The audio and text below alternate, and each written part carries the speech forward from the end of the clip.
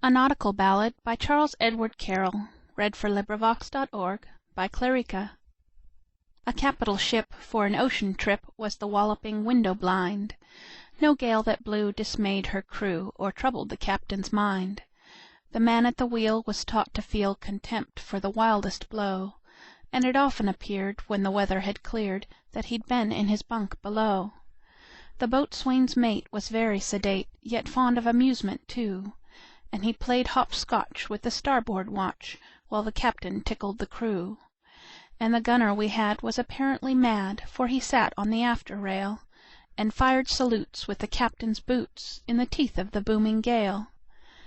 The captain sat in a commodore's hat, and dined in a royal way, on toasted pigs, and pickles, and figs, and gunnery bread each day. But the cook was Dutch, and behaved as such, for the food he gave the crew was a number of tons of hot cross buns, chopped up with sugar and glue.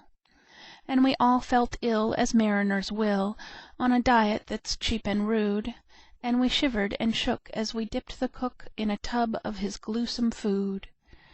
Then nautical pride we laid aside, and we cast the vessel ashore, on the Gulliby Isles, where the Poohpooh smiles, and the Anagazanders roar. Composed of sand was that favored land, and trimmed with cinnamon straws, and pink and blue was the pleasing hue of the Tickletoeteaser's claws.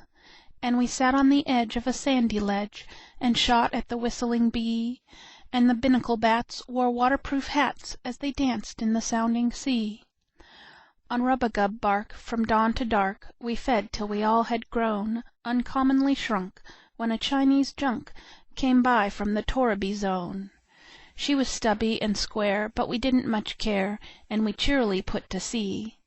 And we left the crew of the junk to chew the bark of the Rubagub tree. End of poem.